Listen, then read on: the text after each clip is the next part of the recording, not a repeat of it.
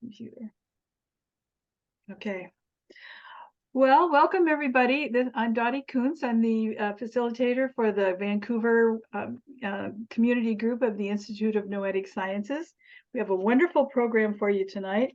And I'm going to ask Claire Morency to introduce Anna Maria, since she's the one that allowed the contact or made the contact for Anna Maria to be our guest and our presenter. Claire, she mentioned that she has a relationship with wild creatures, and she has this wonderful blog where she takes photographs of animals in nature and writes an inspiring message every week. And if you'd like to get on her list, maybe you could put your email in the, or whatever the connection is, Claire, in the chat, so people could connect with you, because it's well worth it. Anyway, so Claire, would you please introduce our speaker tonight? Well, thank you very much, Dottie. And I am delighted. And I realize that I have never introduced someone before. So I will say, please excuse me if I use my notes.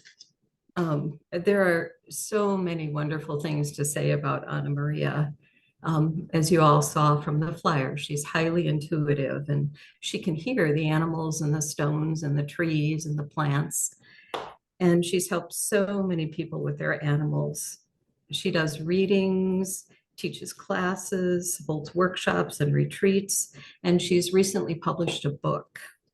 I have just so much respect for her. She is the real deal. And I respect so much how she shares everything. But I also wanted to tell you who Anna Maria is as a person, because she is amazing.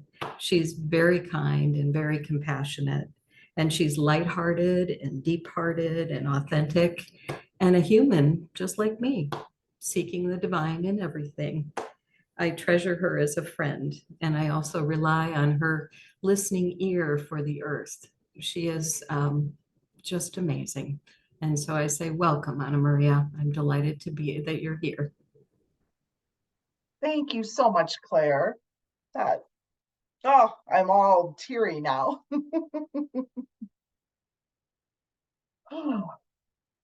Well, I am so grateful.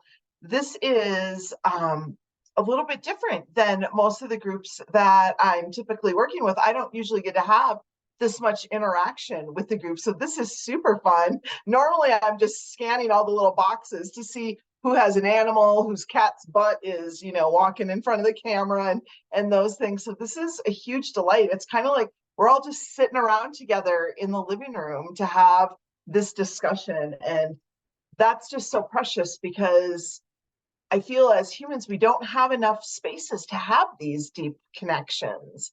And it's all perfect, right? There's nothing wrong. It's all perfect. But I treasured these kinds of times. And so for me, right, we're gonna talk about animals as messengers. We're gonna talk about animals in the wild as messengers, our companion animals. We're gonna talk about shadow animals. Everybody wants to talk about power animals, which is super fun and delightful. But there is another aspect that's super great as well. But I wanted to tell you how I kind of got where I am, right? Where I am this multisensory animal and nature intuitive, which means that I get the messages through all of my intuitive channels, and it kind of happens simultaneously. I will see things in my mind's eye. I will also see like a 3D overlay. I liken it to Star Wars, right? When R2-D2 is flashing out the movie of Princess Leia saying, help us, you got to help us. I'll see it kind of like that. I'll see different things coming through that way. I'll hear things in my mind's ear, both in my own thinking voice, but also in other voices. And I'll hear things audibly, or I will be drawn to certain sounds externally that will help bring in the message that I'm sharing with the human that I'm working with at the time. I will feel like physically sense something in my body. Sometimes if I'm reading for an animal, I will feel an issue in my own body, and I'll know how to correlate that, right? Like if I was on all fours, where I would be feeling that as that German Shepherd, or as that horse, or as that fish, or whatever it may be. I may just get a knowingness, a download of information that comes in. So it comes through like that. And the thing that I like to remind people is, while my human would like to think I'm very special, right? It's not the truth. The truth is all of us can do this. And I pride myself on helping you unpack your intuitive backpack, because it's fun and great and wonderful that I can have these experiences. But the truth is, all of us are nature. All of us are wired as humans to have these experiences. And I liken it to, playing the piano. Any of us could sit down and be taught the basics and how to hammer out some sounds that sound like, something pleasing or semi-pleasing.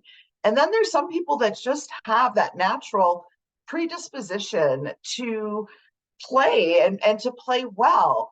And so wherever it is that you lie on that spectrum, we can have these amazing, profound encounters with animals. And everything is energy, right? That's the underlying basis for all of it, that everything is energy. And when we pay attention, there's so much more going on than meets the eye. And I run into, of course, in my line of work, I run into so many animal lovers. But what I'm finding is there is this thread of seekers who are not only animal lovers, but they're also on their own personal path of expansion. And what they're realizing, and what the animals are telling us more and more, is that they are messengers for us. They are these embodied guides, right? Whether they have feathers, whether they have fur, whether they have scales, or whatever it may be, that they are really these master teachers to assist us. So often in rescue, we hear, right, like, who rescued who? We help them from, these horrible circumstances. But the truth is once they get into our lives, they have an effect on us that we weren't expecting, that we weren't looking for, we certainly weren't expecting. And those of us who are on our path of expansion and who are moving towards that unity consciousness, right, where we are remembering our oneness, that there really is no separation, right? Jesse right there, we are one. I am Jesse, Jesse is me. And that we've got this beautiful world of reflection to come back to us. And it happens no matter what, right? It depends what it is that lights you up. For me, it's the animals and nature. That's my portal that I use as the springboard into the other dimensions. Whether I'm just going, for leisure and fun, or whether I'm going for guidance for myself or for somebody else. But to have a connected and guided life, for me, that includes the animals and the trees and the rocks and the landscapes. And so for me, how it started, I didn't come out of the womb with a conscious remembrance. I knew that I loved animals, right? If there was an animal someplace, that's where I was going to be, at the party, under the table with the dog, right? Or in the back bedroom with the cat. That's where I was going to be. So I always had a profound connection to the animals, but I never would have said I was an animal communicator. And that's mostly because that wasn't even a word, right? When I was growing up, that wasn't a choice on career day, right? If you loved animals, you were going to be a veterinarian. That's what you were going to do. There was really maybe a dog breeder or some kind of animal breeder, but there really wasn't that. At least in where I grew up, in my neighborhood, I didn't have those interactions. But I knew that I always had that deep desire to really connect with them. I always had animals around or out in the wild in different ways. They really were my refuge, right? I had a chaotic upbringing in an unstable home. And so the trees and the animals became my safe space and the place where I would go to, come back to my center. So fast forward, right? I go through life. I'm doing everything I'm supposed to do, checking off all the lists, get all the degrees, get the partnership, the relationship, the house, the job. Everything from the outside looking in looks great. But on the inside, I was miserable, right? I would cry on my way to work almost every day. And I had a really good job. But there was something missing. There was something that was unfulfilled. And so, as it often is when we're on our path and we don't pay attention to the nudges, right? We get the little nudges that are like, maybe you should make a change. Maybe you should make a shift. And we're like, oh, I'm just going to buy more stuff, or I'm just going to eat something else, or I'm going to have a drink, or whatever it is that we do, right? And those of us who try and stay normal in the eyes of others, we just kind of spread it out amongst everything. So it's much more socially acceptable. But it's the same path of trying to turn down that volume of that inner voice that's telling you there's more than just paying your bills and just getting her done and just checking off the boxes. So like I said, I wasn't listening to the nudges. And so I had one of those life tsunamis where seemingly everything, the large carpet of my life was ripped out from underneath me. And in the span of 18 months, I lost my relationship, I lost my job, I lost my home, I lost one of my soul dogs had crossed over. It really felt like, those of you who are familiar with the Christian Bible, it felt like that Job moment for me, where I'm sitting on the pile of ashes, right? That used to be my life, going, oi, now what do I do? You know, what is there? And I had that moment, right, in my humanness where I thought, I don't know that I want to do this again, right? Because it didn't really work out that great. I did everything I was supposed to, and it wasn't that phenomenal. So I need to know that there's something else going on. Otherwise, I don't know that I want to keep doing this. And so I took a deep dive into my own spirituality, into my own practices. And I really wanted to know, you know, like all of these spiritual platitudes that we hear, you know, things like the law of attraction, just this thing that, you know, we're this infinite being having a human experience, that really is true, right? That there's some basis, that there is truth to that. Or maybe it is just a bunch of hokum, you know, designed to help us feel better until we just eventually die, right? And I was fine with either answer, but I wanted to know an answer. What was it? So I took this deep dive into my own spiritual path, and I had a spiritual teacher who many of you know, actually, Farine, and she had assured me that, you know, it was real. All of this was real. There was more going on than meets the eye, and we are wired to have these experiences. And so she gave me an assignment, and I had told her, right, like my deepest desire is to connect with the animals, to be able to talk to them, to have a two-way dialogue with them, and to help them, right? Like the animals, the plot of the animals right now on this planet, and you know, 15 years ago when I was going through this, the need is great, as we were talking before we actually started. And so if I could be a part of that would be really fulfilling for me. And so she gave me an assignment, and she said, I want you to go out to a tree, the same tree, for 30 days, put your hands on it, 30 minutes a day. And that was kind of the assignment, right? And I remember thinking, first I thought, well, she's lost it, right? Like she's lost it. She doesn't really know what to do with me. This is really just busy work, because she's like, how the heck am I going to get animals to talk to this girl, right? And none of this is true, right? All of my humans just making all of this up in my head. But I thought, I'm a really good student. I'm an overachiever as a student. So I'm going to be the good student, and I'm going to do this silly assignment, and I'm going to do it every day for 30 minutes. I'm going to follow it to the letter of the law, if for no other reason than to be able to come back and say, see, it didn't work. What else have you got? Because this didn't work. So I found a tree, and I went out, and I, you know, put my hand on the tree, and I felt really silly, even though, you know, I was a nature girl, a tree hugger, and yet I felt very silly. And I thought, if anyone came up, I don't know what I would say. I don't know how I would explain myself. And then I started feeling self-conscious with the tree, like, I don't even know if I'm touching you in the right place, or if there's a place I'm supposed to touch you, or if there's places I'm not supposed to touch you. So I was really stuck in my head. But I also, at the same time that I'm having all this skepticism, this thought, like, what if it's possible, right? What if it could happen? And thinking about faith. And, you know, I've got so much skepticism, but I have this little tiny bit of seed of faith. And so I just asked the tree, you know, if this could be possible at all, if you could help me and you could magnify that little tiny bit of faith that I have that is surrounded and being suffocated by all of my skepticism, that would be great. And so for 3 weeks, I did the exercise, 30 minutes outside with the tree. And I got to tell you, nothing happened right during those first 3 weeks. Nothing. I wasn't even hallucinating.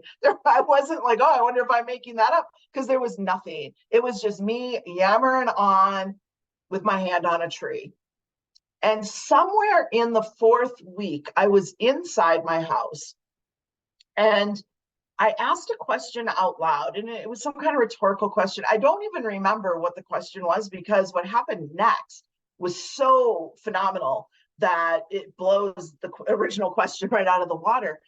But I asked this question out loud, and I heard audibly, in a different voice than my own thinking voice, the answer. And even though I was inside my house, sitting in my chair, and I heard it inside, it felt like the voice was coming from outside, and it felt like it was coming from that tree. And I stood up and I looked out the window and I said, was that you? And I heard again, yes. And I thought, how is that even possible? And then immediately, right, my skeptic brain went to, I'm broke, right? Like, this is it. I've been through a lot, and this is my mental break. This is what it feels like to lose your mind. Okay. And fortunately, from my past life, I had a lot of great mental health resources. So I thought, I know who to call after this little episode or whatever. But right now, I'm kind of curious, right? This tree is seemingly talking to me. So I'm going to engage with her. And before I could catch myself, I said to the tree, in all of my beautiful humanness, I asked to talk to animals. I don't know what to do with a talking tree. And it just came out of me. And now, right, fast forward, I'm super embarrassed to have to tell that story, because I talk to trees all the time now. And it just goes to show, right, our limited perspective in this density as a human. But she actually chuckled too. And she told me that the animals were coming, that this was part of a recalibration process, and that it was just part of the flow. And so I had asked her, well, what should I call you? Do you have a name? And she said Ruby. And I thought, okay, that's great. And so then I asked her, well, what kind of tree are you? And she said, and at this point, I wasn't very good at my tree identification. And to be quite honest, I'm still not that great at my tree identification. You would think that I would be more motivated to get down the exact species. But I have to tell you, what they have to say, just like humans, so much more important than the package that they are in. And that alone is huge. So she tells me she's a red pine. And I go, Ruby the red pine, right? Like, oh my gosh, you guys, I have a healthy dose of skepticism for myself and for everybody else. So this is also why I feel like I'm the poster child. If I can do it, anybody can do it. Because if there's anyone who's putting on the gas and putting on the brake, putting on the gas and putting on the brake at the same time, it's me. And I was like, that seems a little too on the nose. Ruby the red pine, I'm clearly making this up. So Ruby and I actually went through this whole thing for months, where I would ask her questions that I could verify an answer to. And then she would give me an answer, and then I would go verify. So I got 2 different people, because I didn't trust just one person was going to get it right, to come identify the tree for me. And then there I was with my little tree identification book too. And sure enough, she was a red pine. Then there was this other day that I was looking at her, and I realized she was one tree in a line of trees where all of their canopies were overlapping. So I had never noticed this before, but I looked up and her canopy was gone. I picked a broken tree, right? Like, she was a trunk, but there was no canopy. There was nothing up there. But the other trees, right, had grown in the space. So I asked her, I was like, Ruby, what the heck happened? And she said to me, and there are times when I get longer flows of information, but I will tell you, and this also I find helps the people that I'm teaching how to do this too. It often comes in very short, concise, words or quick phrase. I have built the muscle so much that it's much more like a conversation. But when you're first connecting and stuff, don't be worried if you only get one word, right? Like, that's gold, that's great, that's phenomenal. So in this case, she had spoken in short words and she said, big storm broke off. And I thought, oh, okay.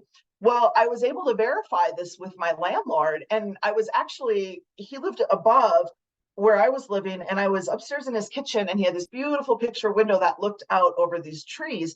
And where Ruby's canopy should have been, right? Like, there's a space. And I thought, well, that kind of improves his view, right? And he didn't strike me as someone who would top off a tree to fix his view, but humans, right?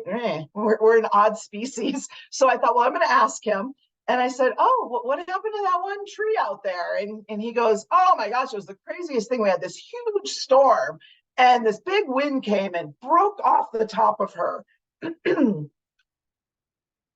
And so yet again, I had some verification from her about what had happened. And like I said, this went on for months, where I would come with all these questions and she would give me her answers and I would go check them out and they would be verified. So needless to say, my trust and my faith in what she brought through was so huge.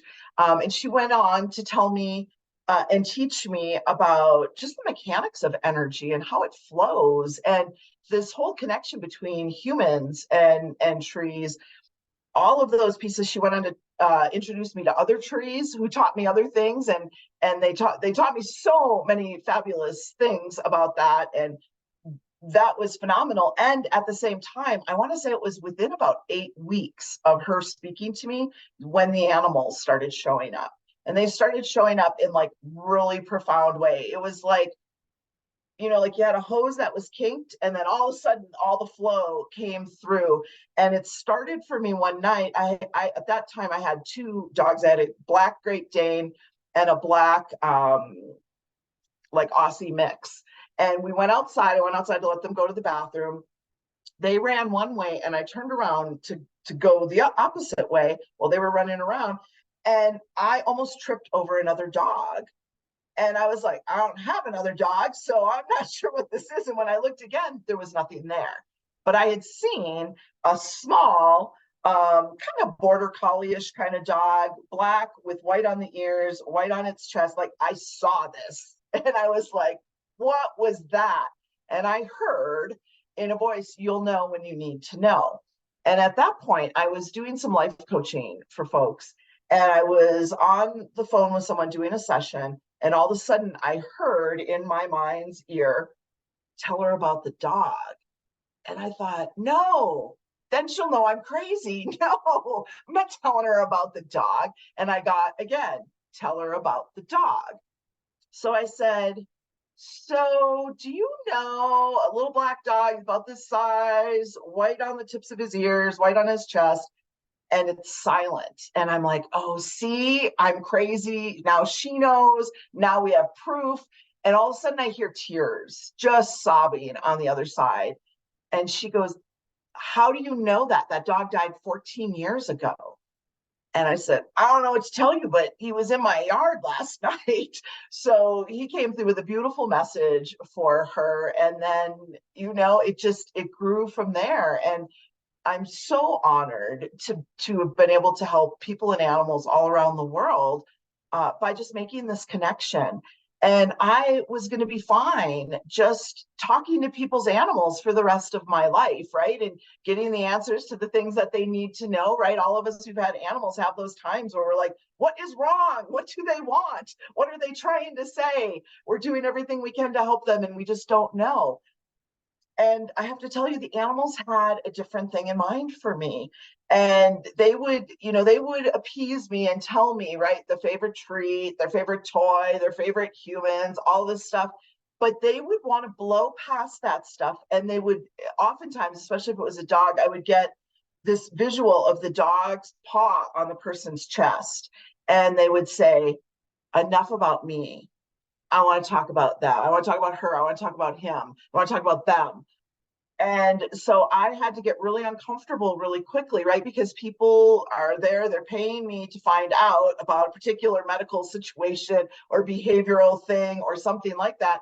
And the dog wants to talk about this person's trust issues or this person's boundaries, how they don't have any, or whatever these different pieces, the different things about people being in their doubt and lack of confidence when they're so brilliant. So they would, again, appease me. And I would say, well, in order for this thing to work, you got to give me some of the answers that they're looking for so that we can get to the important pieces. And what they were teaching me is that the animals are messengers.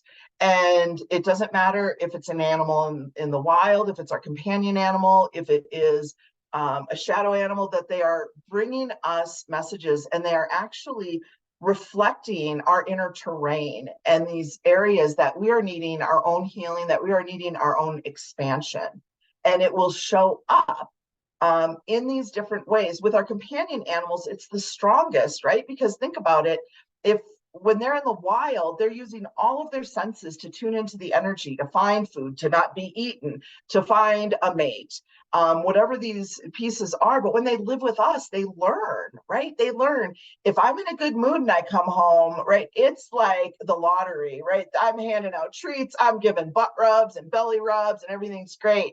If I'm contracted, if I'm stuck in my head, if I'm in my worry, if I'm, in my humanness, and I come home and they show up, what am I going to say? Go lay down, right? I'm busy, go lay down. It's a very different interaction. So they've learned to turn all their attention to us. And what I've learned with them is that they will take on some of our energy to help us process it.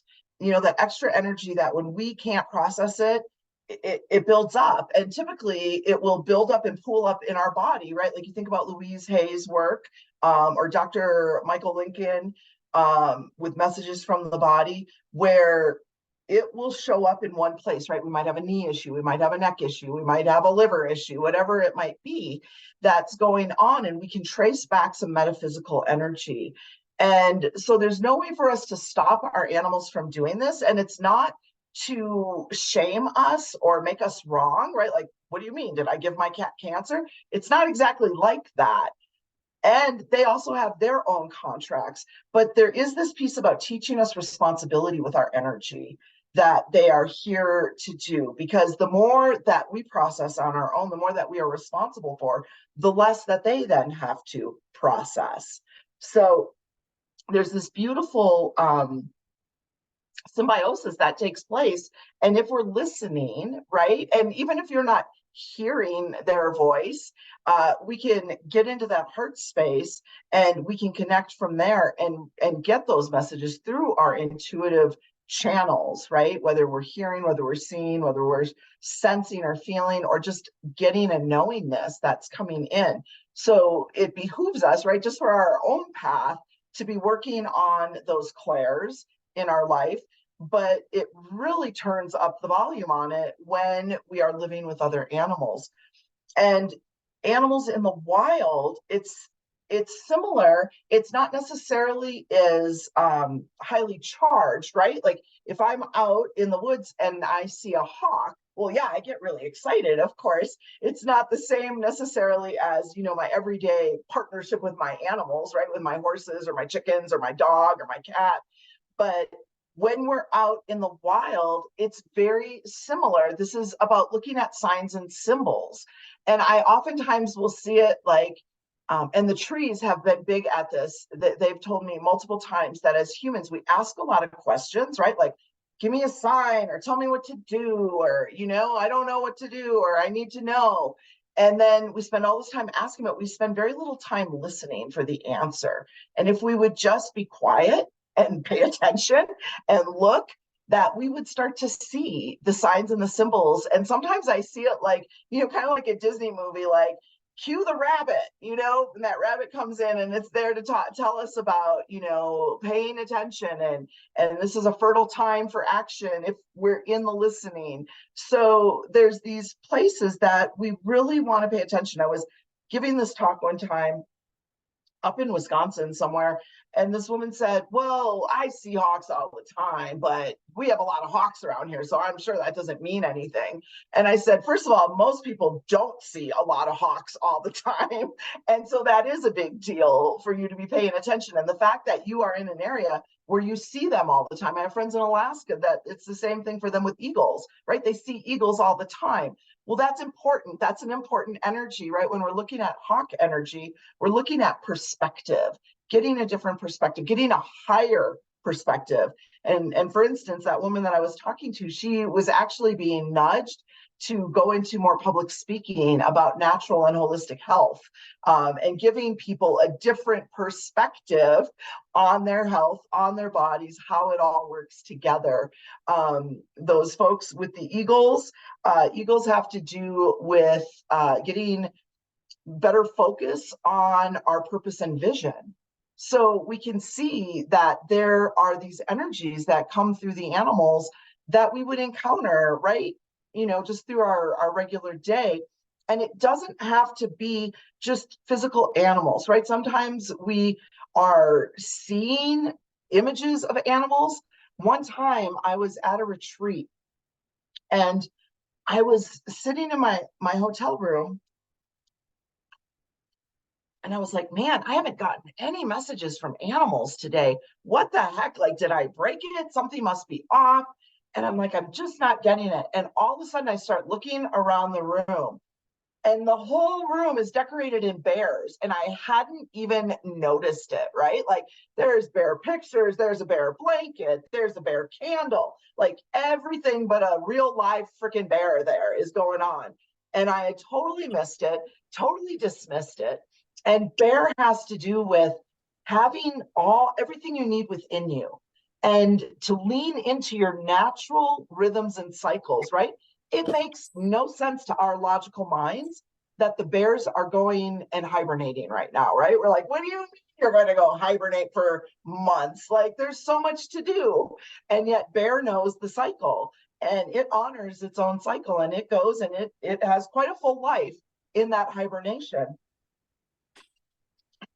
Even pointing to that there's more going on than meets the eye, right? We're like, oh, it's just a big sleeping bear.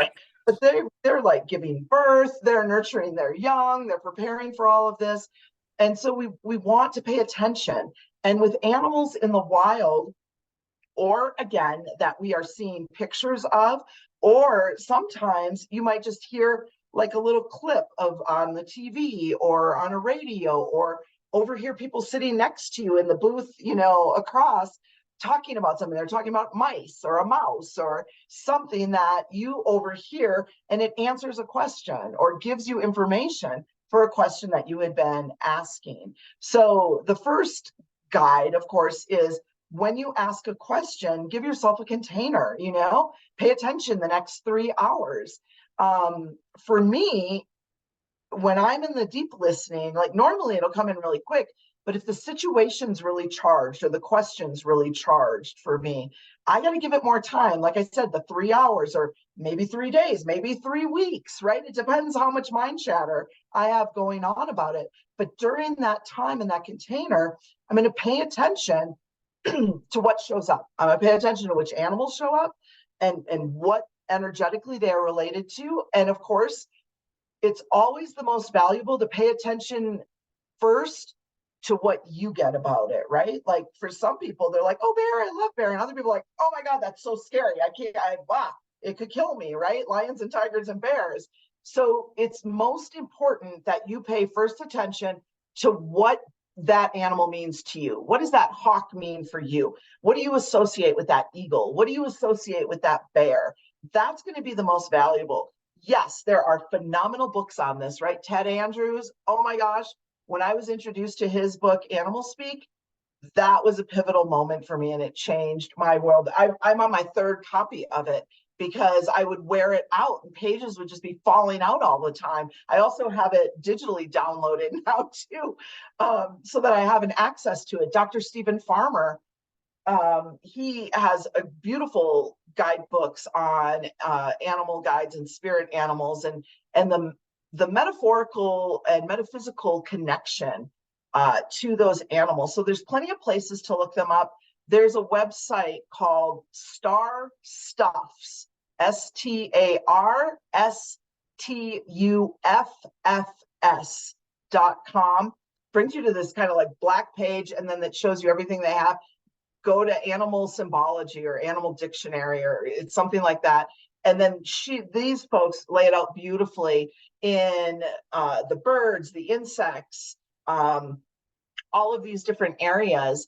And so, yes, go to those dictionaries and look, but always pay attention first to your impression. What's coming up for you around that? Because this is important in terms of the energetics and the mechanics of intuitive energy. So when we're getting a message, and for me, it's the divine, universal consciousness bringing in that information, and it's coming through, and it hits this transponder called my brain, and it comes through the subconscious side. And the subconscious side is the one that's got the symbols, the colors, the associations.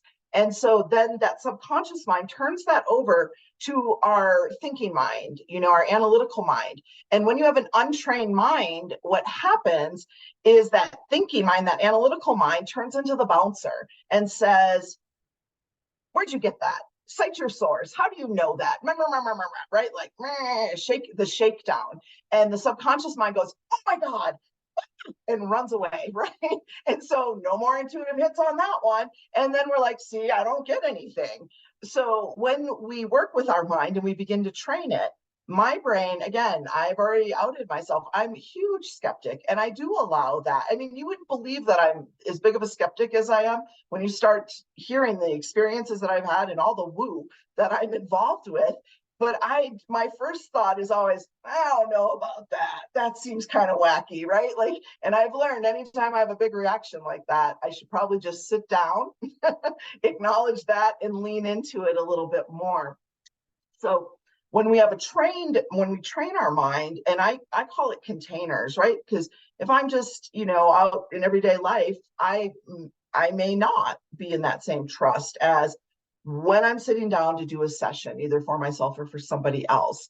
But when you got that trained mind, the information comes in on the subconscious side, and then your analytical mind helps you out, right? It becomes a helper in helping you connect the dots, helping you understand, oh, this symbol for you means this, right? There's not the fighting between the sides anymore. They're actually working in synergy to help you interpret, intuit, and understand the messages that are coming through. And when we're working with animals in the wild, we can, we don't even have to know what kind of animal it is, right? We can look at each of the different, I guess, classifications of animals have different energies that we can just feel into that. So if it's a bird of some sort, it doesn't even matter. You're like, I don't know, it's a black bird or it was a gray bird, and that's all I could tell because it flew by. It doesn't matter, but you already know a lot. It's a bird. So that means it flies, right? And that means that it's connected to the element of air. The element of air helps us get out of our thinking mind, right? Get out of that lower thinking mind that's keeps us stuck in self-doubt, second guessing ourselves, lack of clarity, and connect to that universal consciousness, connect to the divine mind, new possibilities. So anytime you're working with any kind of bird energy, that's going to be what's behind that. And then, of course, you can go down more specific to the type of bird and get more information for yourself. But even if all of us were together and we saw, the same bird, we saw a robin and we were out there, we would, for the group, right, it would have a message that's more of that general or generic bird energy, even the generic robin energy. But then for each of us individually, it's going to take a little more unique flavor for each of us. Maybe for some of us, it's we're having almost like a visitation from our grandmother who we used to sit and watch the birds with, right? Or we might say, oh, for me, that always reminded me of spring. Or, we're all going to have our own individual piece. But as a group, we can have a group experience and then have a very individual experience. When we're looking at the marine animals, the water animals, they thrive in that element of water, and that element of water correlates with our emotions, right? The flow of our emotions. And those animals, or fish, those sea creatures, let's call them, they thrive in that water, right? They don't drown, they don't get overwhelmed by it. They know how to navigate, and actually sources them. So any of those aquatic animals are helping us look at how's our flow, and what's our connection with our emotions? Are we trying to keep a lid on them, right? Like, if I open this up, it's going to be Mount Vesuvius, or I'm never going to stop crying, or whatever. Or have we already dammed it off a long time ago, and there's just nothing there, right? It's just dry. There is no flow. So we want to be looking at those pieces.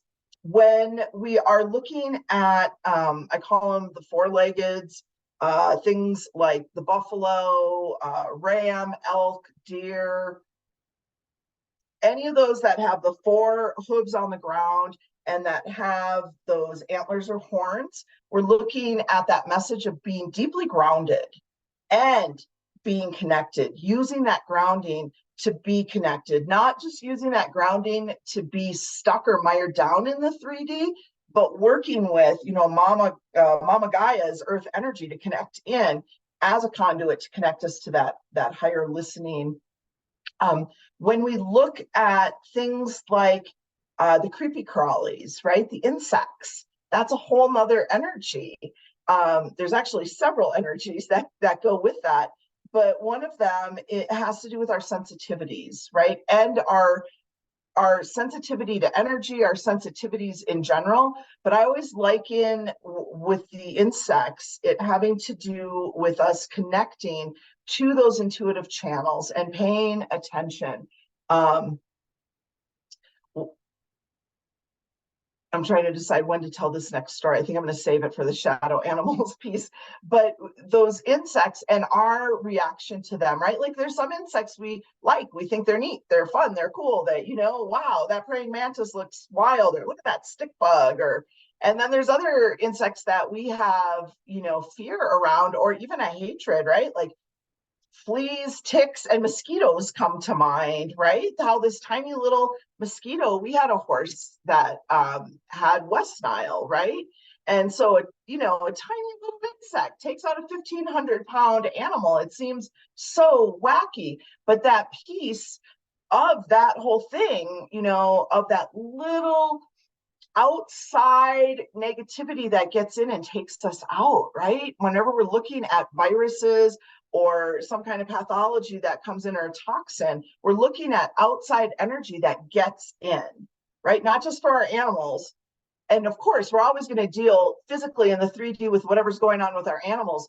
But we also, as soon as we get, that a handle on that, we want to look at that energy. Because what I found is when we couple the 3D wisdom with that energetic wisdom, that we're really able to turbocharge and get that energy moving and shifting in a greater way than if we're only coming at it from one way or another. And that goes for energetics too. I work with some folks that only want to work in the energy, and I'm not judging, but I am saying that what I've seen is that when we actually work with, best practices in the 3D and best practices in the 3D, in the energetic world, that we can bring this together in a way that really gets us some movement and really brings in some insights.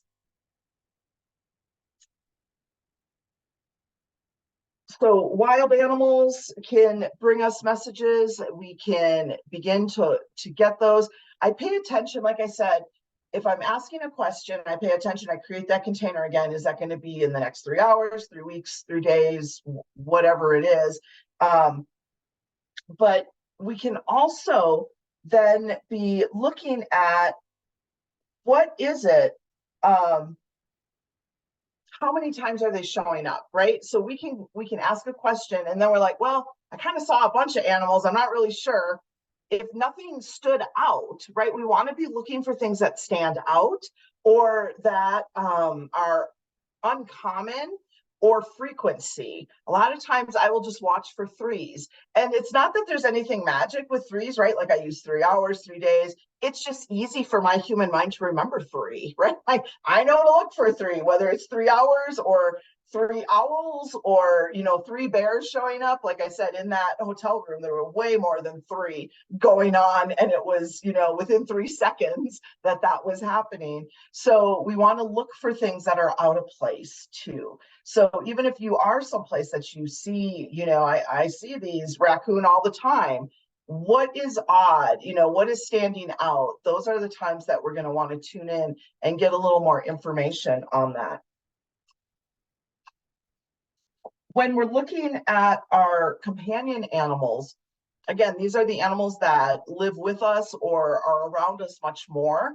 And so, like I said, they tend to take on our energy. And so whether it's behavioral issues or whether it's physical symptoms, we want to look at what's the energy that's going on behind it.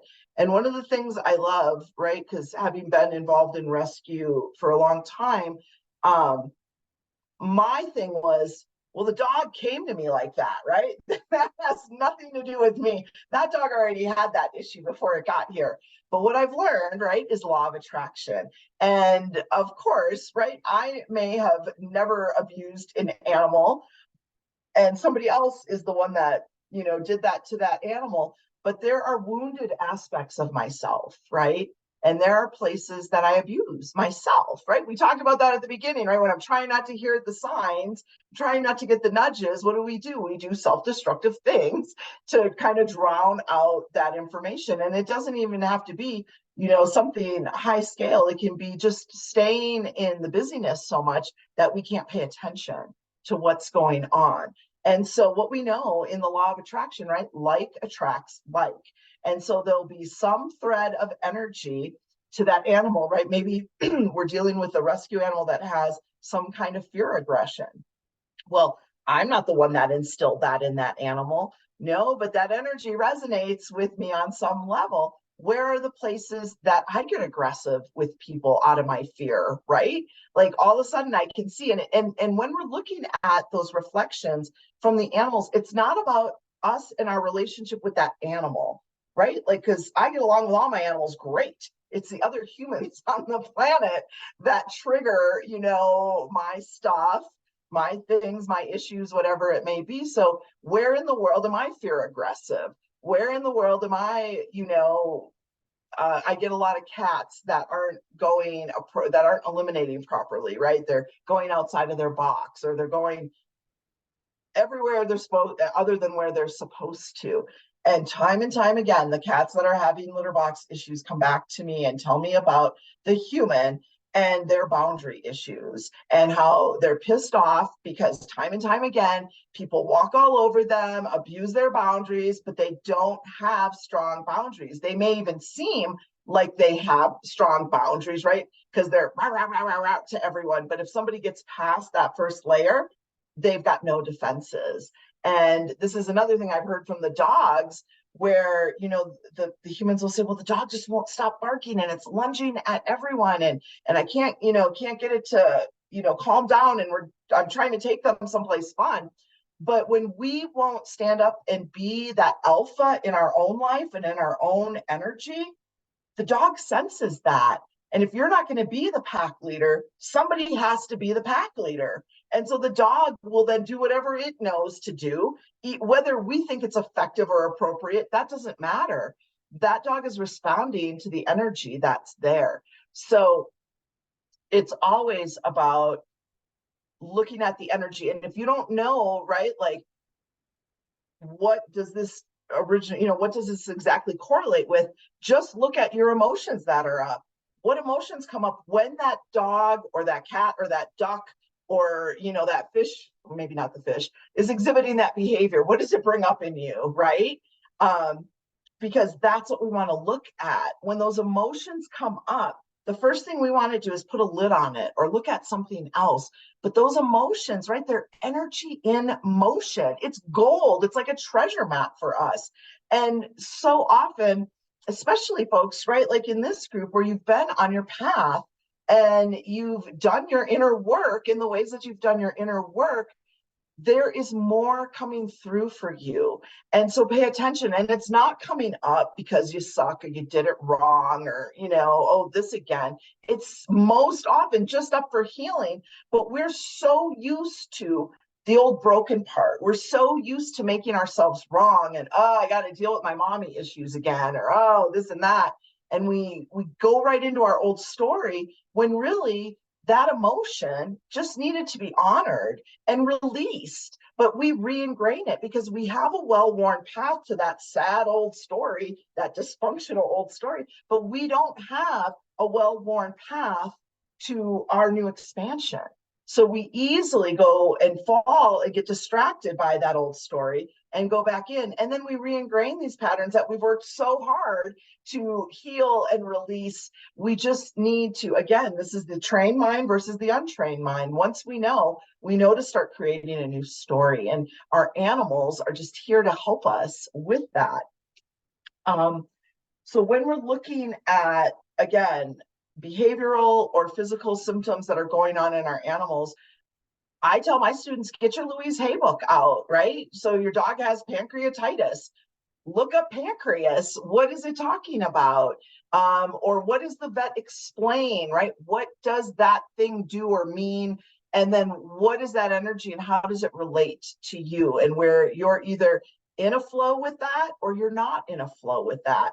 And oftentimes, right, because there's a lot of us who live in homes with other people too. So it's who's the animal most attached to, but I've worked with animals where they were reflecting things kind of like a household energy that was there.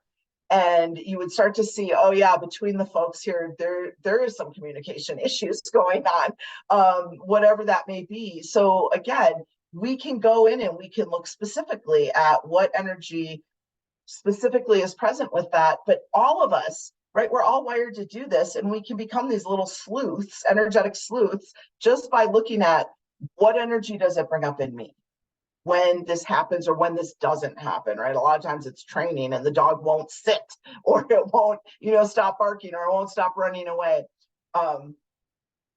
I'm fortunate to be able to read for other professional readers, right? And it's so funny because every single person that I've read for, big names, small names, it doesn't matter.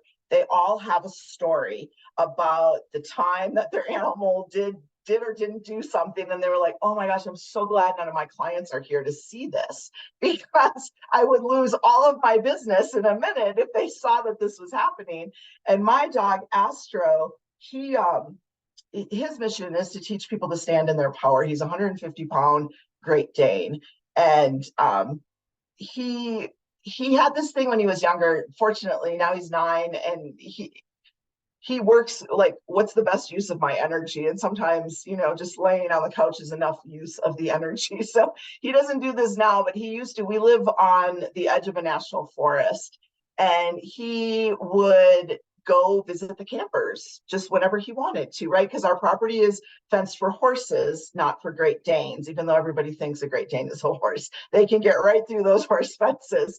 And he would go, and I'd have these conversations with him over and over and over. And finally one day I said, Astro, you got to listen. You're making me look bad.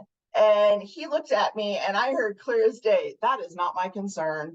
My concern is your expansion. And if this is what it takes to get you to surrender, that's it. And I was like, man, he certainly does not care about my ego, not one iota in it at all. And this is also what I teach the folks in my intuitive energy tracking program, that learning how and developing your animal communication skills with your own animals, it's really hard because you have so much evidence against yourself and the situations are so charged. So it'll end up being this like psychic guessing game where you're getting like 50%, some of it you're getting, some of it you're not. And so it keeps you stuck. But as you start to learn the mechanics, right, of the energy, how it flows, how it works, and you start to do readings for other people, like practice sessions, that's where you get to work these muscles. That's where you get to get the confirmations. That's where you get the acknowledgments. That's where you start to learn how your energy flows, right? When it first started coming to me, I was like, well, that can't be it. That was too easy, right? Like that was simple. Shouldn't I like, have to meditate longer, get in a trance? And the truth is, right, when I first started doing these readings, I did put myself in like a semi-trance like state. I would only take email readings, and I would have to sit there. It was probably kind of like Edgar Casey a little bit, but not as good. And I would have to do that. And then I'd have to try and bring myself out of the trance enough to be able to type, but not quite all the way out. Well, 3 hours later, right, I'm like, this isn't going to work. I'm going to help like 7 people on the planet if I do it like this. So I had to learn, right, how to, it was a trust issue, how to do that in a much quicker way than that piece. But all of us can do this. We can access this in different ways. And I liken it to, like, yeah, I know how to change the oil in my car. I can physically do it. But most likely my better exchange of energy is to pay somebody else to do that.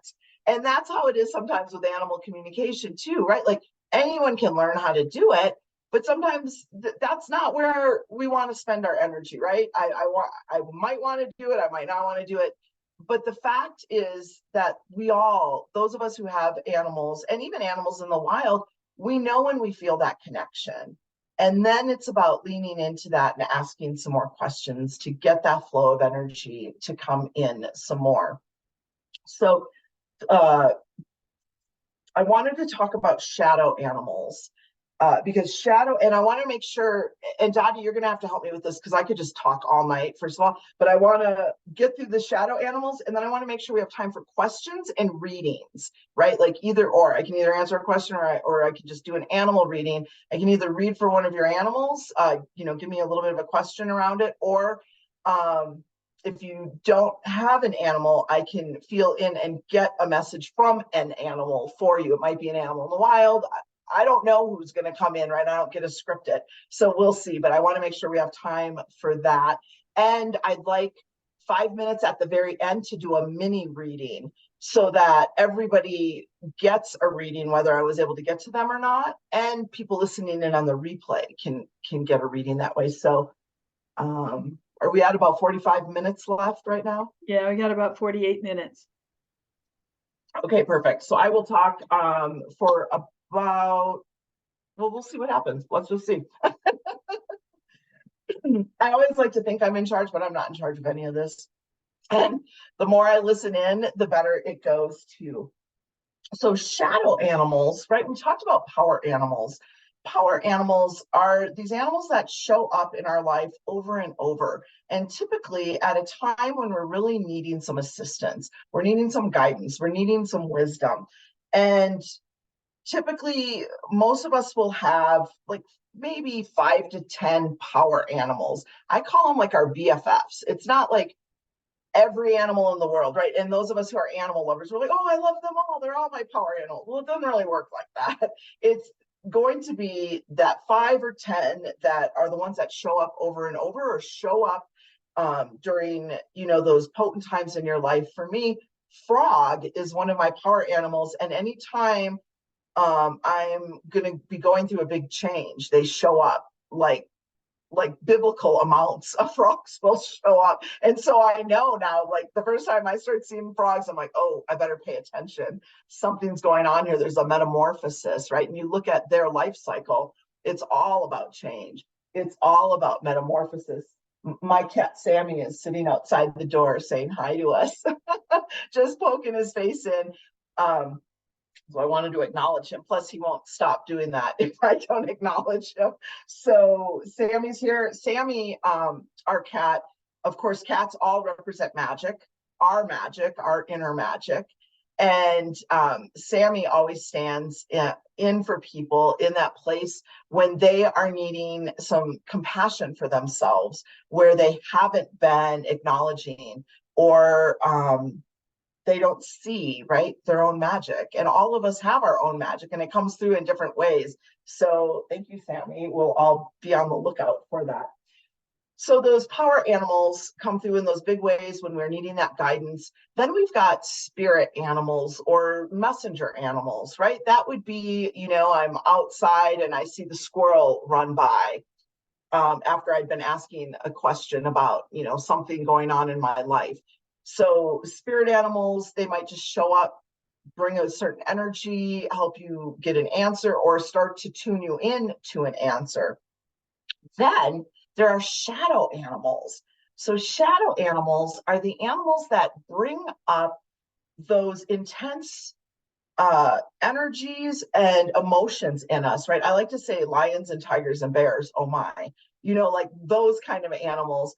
But it's really, and when we look at, again, animal lovers will, I love lions, I love tigers, I love bears, so that doesn't scare me. But if we throw creepy crawlies in there, right, like centipedes and millipedes and fleas, ticks, mosquitoes, those things, all of a sudden people start getting a little squirmy, and they've got their opinions and their judgments about that.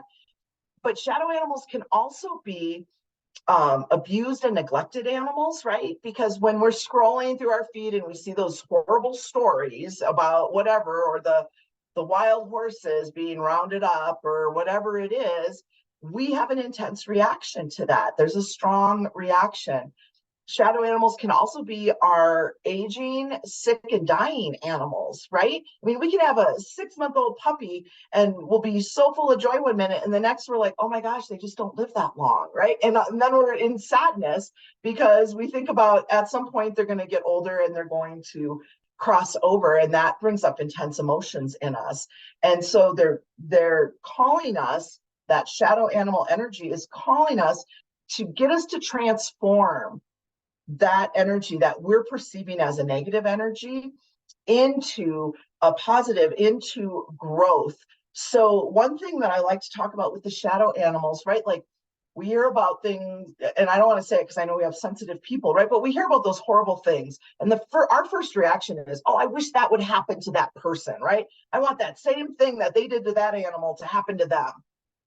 Well, let's look at the mechanics of the energy of that, right? So something terrible happens in the world, and then we add energetically the same energy to that situation.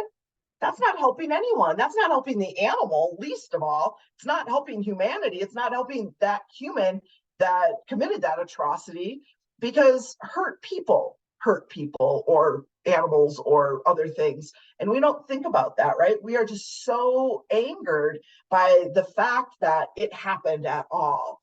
And I know it's a stretch to have compassion for the perpetrators. And, that's a practice in and of itself. But I can have compassion for myself when I can't quite have compassion for that person, right? Because I came up against a block where I'm like, I would love to send some love to that person, and that just is not going to happen. I just know myself, it's not going to happen. But I can send love to that animal. I can send love to myself, because I'm being, traumatized by what I'm reading about what is occurring to that animal. So these places where this intense emotion comes up, it's an opportunity again for us to bring some healing. So the way that I instruct folks is when we see these atrocities that are happening, and we start to feel helpless, we're not helpless, right? Everything is energy, and we're either going to help or we're going to hurt that situation. So if we're sending those hate daggers and that low vibration back, we're just compounding that issue.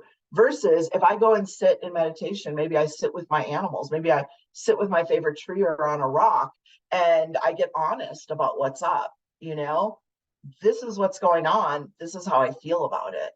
Those are two potent things that we try and keep a lid on. We try and push down all the time. But if I can be honest with that, and, I don't want to be conscious, I don't want to be spiritual, I just want that person to hurt the way that they hurt that animal. But for me to be responsible with my energy. And so I go through those two things, right? What's up? How do I feel about it? And then we create a pattern interrupt. We create a pivot point, because otherwise we're going to keep beating the drum of ain't it awful there, right? Like, oh, hate, bad, low vibrations. We're just going to keep beating that drum. But if I create a pattern interrupt, I've already acknowledged those two pieces. This is what's up. This is how I feel about it. My pattern interrupt is all of that may be true. All of that may seem true in this dimension, But my truth is unity consciousness, right? My truth is we are all one. And what that one person does, or myself that I do to all. And so that it might take me a while, but I'll start to shift that. And even if I can only have compassion for myself and that animal, that's okay too. But I've got that awareness that there's more going on here, and there's more for me to lean into. There's more for me to heal. That's one of the places. And when we're not sending those low vibrations back to the situation, it follows very much with the Buddhist practice of may all beings know peace, may all beings know love, right? Giving that infusion of that, even for a split second, to provide some relief in the middle of that. One of my favorite shadow animal stories, because the truth is, all of those shadow animals are showing up in a way for us to transform those intense emotions into love and to return to love. Because we forget as humans, we just forget, and we get distracted by the intensity of all of these other pieces. And so again, especially if we are people who work on behalf of the animals, to try and come at it from that space. Because remember, the animals can feel all of our energy. And if we're going, especially I think in the rescue missions, where we're going to pick up the animals from the hoarding situation or from, the puppy mill or whatever, and we're seething with all of that anger, those animals pick that up. They know, they see that in us, and we're not helping that. I mean, we're physically helping, right? Because we've gotten them out of that situation, but there's so much more going on. And you can see now how, right, it really gets us to unravel and unwrap this higher level of consciousness that the animals are bringing to us. And through their own contracts, I think about Cecil the lion that was hunted illegally. This was several years back, and it really caused an uproar in different ways. And different animal communicators around the globe had connected with him. And time again, what was coming back was, I know I didn't die in vain, because it's opened up a discussion that wouldn't have been possible 20 years ago, that we wouldn't have even had a consciousness as collective humans to have around these kinds of things.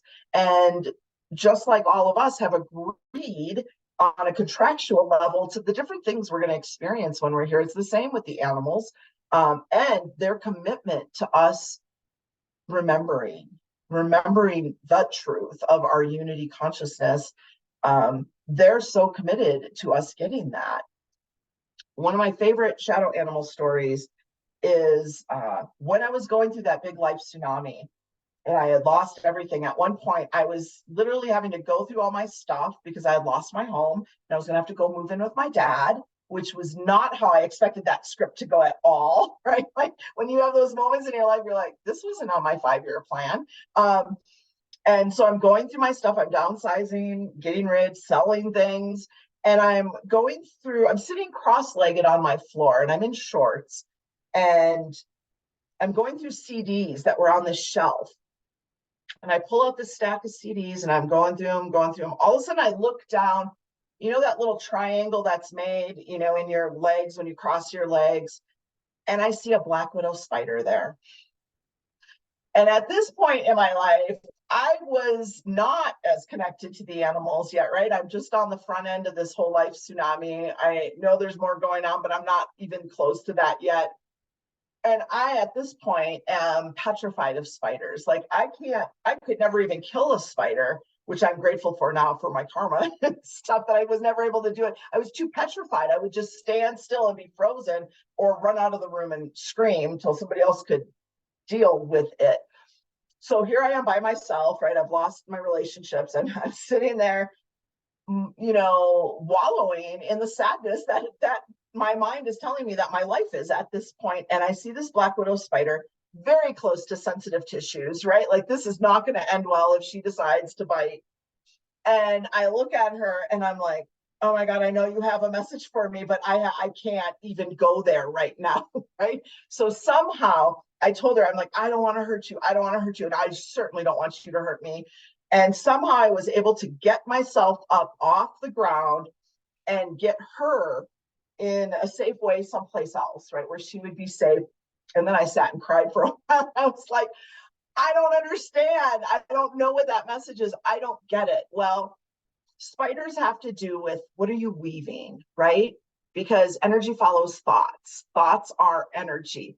What do you think I was weaving at that moment when I'm wallowing in my sad CD collection and I got to get rid of stuff because it can't all fit in the back of my car to drive to my dad's house to live there, right? You know, can you imagine the ain't it awfuls that I was going through, and the self-loathing even, right? Like, how did I let it get to this point? How am I here? And the blaming, right? The blaming, the shaming of myself and everyone else. The other thing is, at that point, I was still, I was new to everything. And so I didn't understand that anything that you put in, on, or around your body affects your energy, right? So I was still eating the sad standard American diet with all the processed food, heavy animal products, you know, food-like substances, things like that. So anytime that we're looking at venom, right? Any kind of animal that has a venom or a poison, we're looking at toxicity, right? And so for me, it was about the toxicity of my thoughts that were going to be creating more of the same, right? Like, what did I think I was going to create with that soup and that gumbo of those thoughts? And again, what I was nourishing or not nourishing my body with was, you know, all of those fake foods and chemical laden things. So that I'm always moved that Black Widow spider full well knew one of the possibilities was she could have died, right? Like, I could have just dropped the pile of CDs on her and that would have been the end. And yet she still was committed to showing up in the hopes that I could get that message. And I'm so grateful that I couldn't get it in the moment, but I knew enough not to harm her, to first do no harm, but then to listen to, what am I weaving? And now, you know, I'm so good with spiders. I actually have a little spider friend who lives in my radiator here, and sometimes, and usually when I'm making appearances places, she'll come out and say hi. I haven't seen her yet, so but it's getting colder too. She might be in a different life cycle. But I'm to the point where, and I am the biggest insect relocator in the world. My partner is always amazed because I am like the fly whisperer or whatever insect is in here on accident that needs to live somewhere else. So again, the messages are there for us all of the time, but we have to take the time to look and watch for them, right? Like the tree said, don't just ask questions, you know, show me a sign, show me a sign, show me a sign, without actually listening for those answers to come in, because there's so much more going on than meets the eye. And all of these amazing animals, they are really showing up in a profound way for us to remember and to receive these messages that help us on this path of expansion. They become our spiritual cohorts in helping us expand in new and different ways. And as soon as we start to remember that, the magic starts to happen. We see it. It moves from just a pet, right? And most of us on this call wouldn't say that anyway, but it moves even deeper beyond the bond that we had to this, again, spiritual master living with us that's helping us, you know. And there are times when I'm like, especially with a big goofy Great Dane, I'm like, spiritual master, huh? But it's true, right? He's still physically embodied. And my most fun conversations are with puppies, and when they've got this wisdom, but they're also still, right, like they don't know their back end's completely attached to them yet, and you know, everything's going in these ways. But it's also such a reflection of us as well, right? Like, we forget, and this physical body causes us all sorts of interesting situations.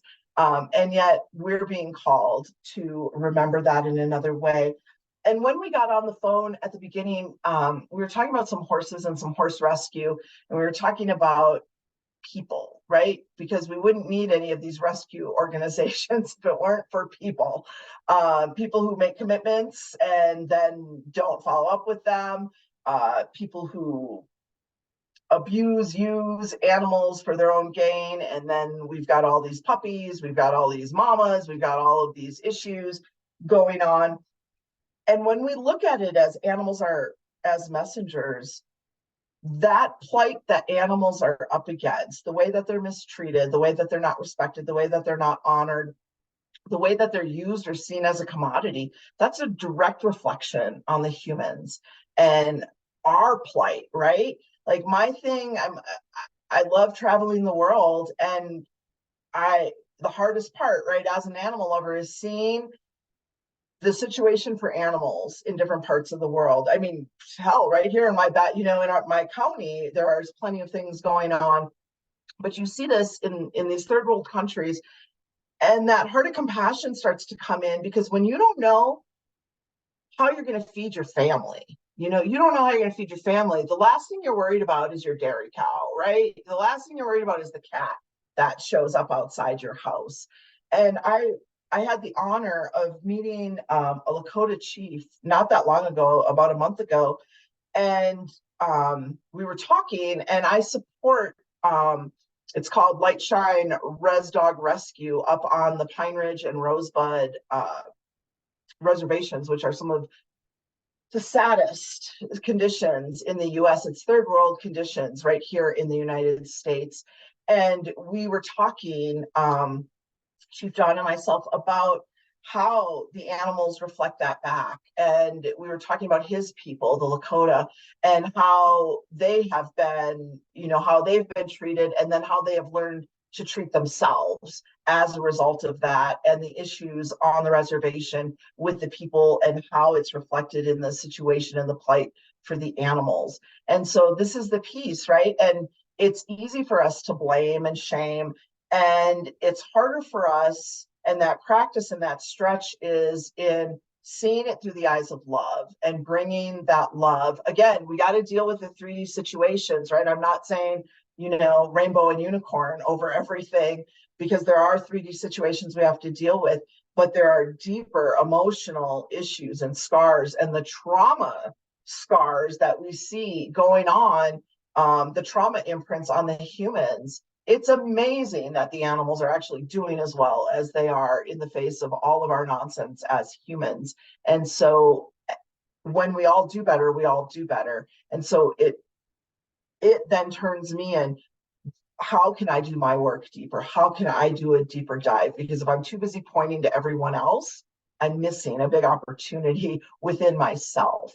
And the animals will always come back and point to that to me time and time again. And their love and their compassion and their ability to keep loving even after they've been through some of the worst things. It's just beyond any kind of comprehension.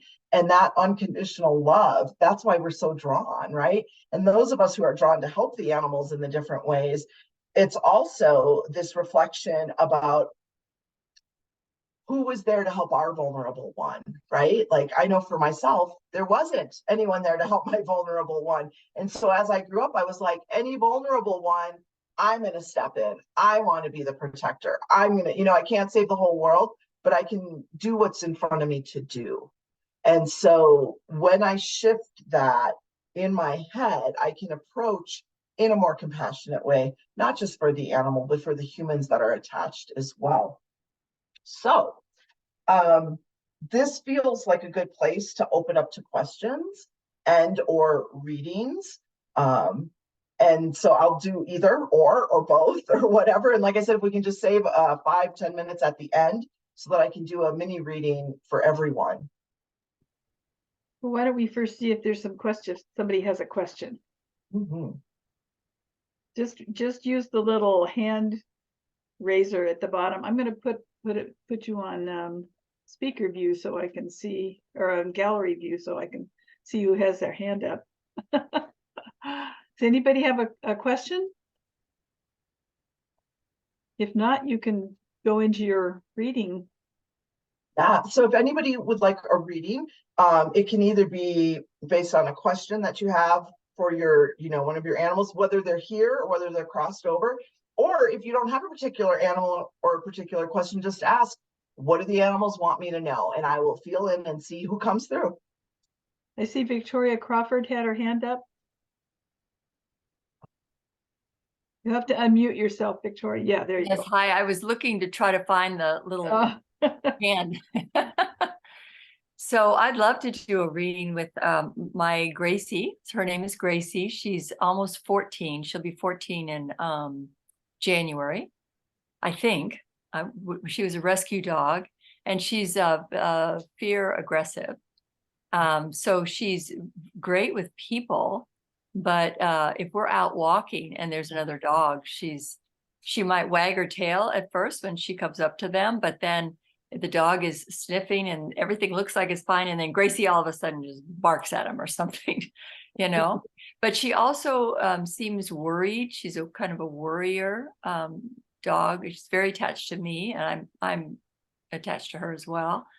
But yeah, I would love to just any thoughts or anything that you have, if when you're able to talk with her, to find out anything I need to know. Yeah. Well, Especially health. she's just so sweet, right? Like her energy, right? Like it almost feels like, stop telling those lies about her being 14. She don't look a day over 8, right? You know, that piece first. And then the part about, you know, like, Mom, don't tell her that I bark at those dogs, that I mean it to those dogs, because it almost, again, it's, she can't help herself, right? Like it just comes over like she's doing good. She wants to do good, right? Like she gets that this creates stress for you. And, you know, because it creates this whole thing where you have to be hyper vigilant when you're on these walks and stuff. So she gets it, right? Like she's like, sometimes I can't help myself. So first of all, she brings forward like that apology around that whole piece. And she also brings in, right, it's so wired in to what happened when she was so much younger, where she couldn't trust what was going on. So, and it's hard for us because, right, like we've created a situation where we're not going to put them in a situation where, you know, they're going to be harmed or anything like that. But it doesn't matter, right? It's just like us, when we get triggered in some way, we just react. It's not a response, it's a reaction. And so, of course, looking for you, those tender spots, right? Despite the deep dive that you've done in the inner work, there are still those tender spots. And to be paying attention and looking where you could bring some more compassion to yourself in those. Because what happens after a while is we're like, well, geez, you know, like get over it, you know, like we really kind of push ourselves like, why don't I just get over this? There's no more threat anymore. And we feel that way too with our animals. Like there is no more threat. It's going to be okay. But it's what's really asking you to do, and what she's pointing to, is to just take that compassionate look at the places where you still got those tender spots that just need some more tending, some more compassion. Again, you can be trusted with all the work that you've done to bring that, you know, when it's brought to your attention, you know, okay, I got to look at this. So that's what she's showing most. But I have to tell you, the biggest thing that's coming through from her is this gratitude for your patience, right? Because so many people would have taken a much more invasive, I guess is the word. It's not the word I'm looking for, but it's the one that's coming through in dealing with her, right? When in humans, we do this where it moves from positive reinforcement to negative reinforcement, right? Because we just want them to stop. And she knows that you understand her in a way that other people don't. And so she's grateful for that. So keep that compassion, but make sure that you're applying it to yourself. Oh, thank you. And is there anything about her health that is coming up? Does she feel good in her body? Let me feel. You know, I feel overall everything feels really good. I do feel some little pieces, some areas where again, depending on the weather, there would be some more inflammation, or things would get a little bit achier, or I feel like, you know, like I'm seeing my grandpa saying, oh, the storm's coming in, right? My knee is telling me, and that's kind of what she's showing me. So, you know, just keep those things on hand and be looking. Again, you're doing great with her because she's not showing that in her body, you know, all of those years. And you're right, it's probably even a couple of years older than that, as we know, with rescue and stuff, we don't have the exact ages. So I would stick with the anti-inflammatory pieces, things like the fish oils, but high quality fish oils, even sardines, because they're not as toxined as some of the bigger fish. So even that, and if of course CBD, but high quality, full spectrum CBD could help for those days, right? She's not a dog that needs it all the time, but on those days when the barometer's doing weird stuff, she definitely is feeling that on the left side in the back. On the left side in the back, yeah. Yeah, good. Well, thank you. Thank Yes, please give her butt rubs from me. She's got the cutest little wiggly butt. She's right here. Look at that little nose. I want to give her a kiss right on her snout. So Mary Kay has her hand up. Oh, whoops. Wait a minute. Hang on, Maria. I just would love to know what the animals want me to know right now. Yes. So right away, as soon as she said Mary Kay, right? Like I was excited because it was Mary Kay, but then like I'm excited because it's kind of funny. It's almost like a newscast for me, right? Well, like, like the newscaster will wear that earpiece and they'll hear something in their ear. And so sometimes I'll like even start to lean, like, what are they saying? Because I'm interacting with you guys, but there's a lot going on in the background here. And what's coming through for you, Mary Kay, is moose energy. And this is a big bull moose that I'm seeing, so a male moose. And this moose are seen as a sacred gift. First of all, right from our indigenous ancestors, like one moose would take them care of the tribe in so many different ways. And for such a long time, it was always a gift that allowed sustenance through those harsh months. So for you, moose is showing up, right, to get you to stand in your power, right? When you see a moose, they are standing in their power, and you don't want to get too close because they will show you all of that power. But for you, the sacred gift that they're bringing through is reminding you to stand in your power, right? There's a difference between demanding respect and commanding respect. A moose just shows up and we feel that energy. They also have to it's a very primal energy. And again, moose doesn't look like anything else. It's kind of like they took parts from different animals and put it together to create that moose. And so for you to, this would be a good time for you to connect, like go on a journey with moose and ask to be introduced to a primal aspect of yourself, right? An ancient wisdom of yourself, and let moose bring that through for you. And water, they're very associated with water. So you may want to, what might be actually fun is to do a bath, right? So take a bath, like a sacred ceremony bath, call moose in and let that water act as the conduit to flood back that ancient wisdom that is wanting to come through for you, that will allow you to stand in your power. Okay. Thanks, Anna Maria. Absolutely. So Carrie has her hand up. She's next. Thanks, Anna Maria, for being here tonight. My little 7-pound Yorkie poo, I introduced you earlier. About a couple of weeks ago, over the period of about a week, he had some very strange, involuntary head movements. He would throw his head back and then from left to right. And I thought of seizure activity. He's 5 years old. And I looked up, this went on for a number of days, several episodes a day. Made an appointment with the vet right away, but she's not seeing us till next week. Nothing that I Googled about doggy seizures has anything to say about that specific weird behavior. And I'm wondering if you're picking up on anything.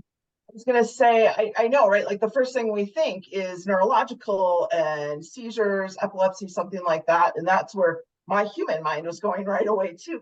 And I don't know if there's there was an ear infection or something, right? Like that's what it feels like in my head. It feels like I almost like lose my balance, or like my ear feels plugged up, right? Like today we were driving through this canyon and all of a sudden my ears, right? and they like got full and plugged, and I couldn't get them unplugged, and then I couldn't hear, and then my balance felt off. That's what I'm feeling. Was this Albert? With Albert, yeah. Kind of the same thing. Like, it's almost like these little bouts of vertigo, or like it just is very off-putting, but it feels connected, almost like it would be an ear infection.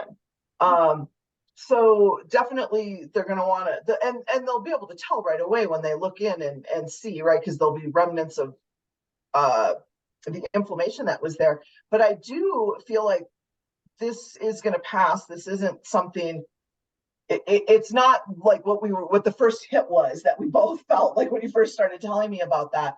Doesn't feel like that. You could even, again, it's so hard to get in with our veterinarians lately just because of a myriad of things, but colloidal silver is something that I work with a lot from the natural standpoint, and it acts as a natural antibiotic. And so adding it to the water at 7 pounds, you could put a few ounces or of that into the water, and or I add it to my dog's food as well.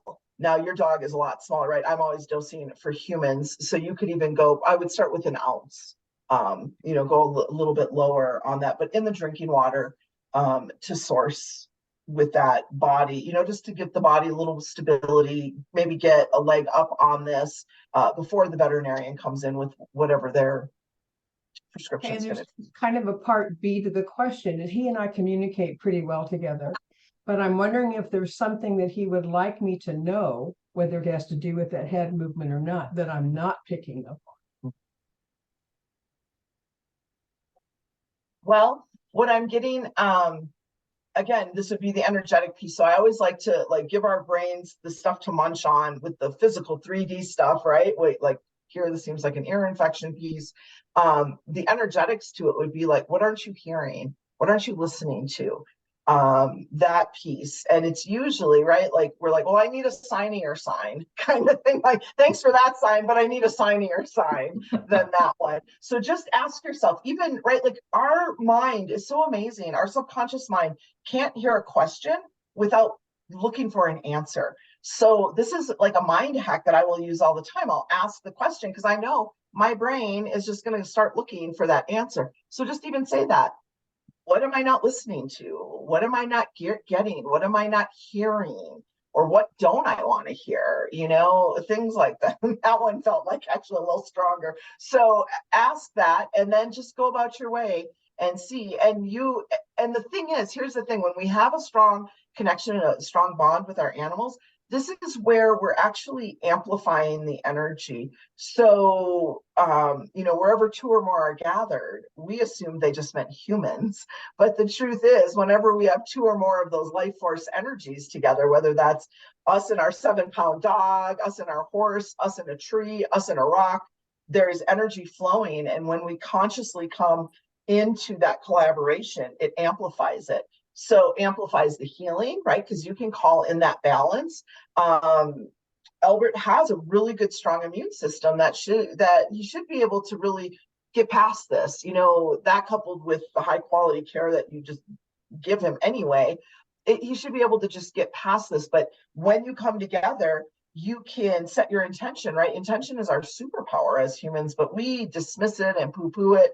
But it's like a big deal that we have that intention, because that's how we focus our energy, and our energy and our thoughts are just these little signals that are going out there. So you could come together to hold the space for him to come into the healing, right? To push this out, for his body to kick in and do what it needs to do to kick out this infection. And then for yourself, right, I always start with the physicalness of the animal, and then I hold the space for the energy for me, that I get this, so that, they don't have to take it on, they don't have to show it to me. I clearly, ignored it enough that it had to show up in a different way. Thank you so much. Absolutely. Great. Victoria's next. Victoria Clevenger. Yeah, thank you. So you talked about an uncommon thing or saying something uncommon. And yesterday we have new neighbors, and their dog, which I hadn't seen before, pulled out of, they were holding the leash and came over and started to kind of nip around me. And then I had mittens on and pulled the mitten off, and it was like kind of aggressive. And the neighbor came over later and apologized. But I just wondered, I thought, why? What is going on here? Or if there's any other message that I should be getting from animals. Yeah, that piece too, right? Because animals and the hierarchy that goes, we watch it, at dog parks, we see it all the time, and we see the energetics at play with the animals, with each other. And so, of course, when it happens to us, right? Like, you're like, I'm a good person, I'm nice, I don't kick dogs. Why would you come and mess with me like that? But what I'm getting, right, it's that piece where we don't stand in our power, or we give our knowingness away, and we just do it in little ways, right, here and there. And it felt like it was just, kind of like Astro, man, he can be a big pain in the butt when he is teaching someone to stand in their power and they didn't sign up for that course, right? Like, he's so big and invasive and everywhere. And that's what I'm getting. It was this piece about standing in your power.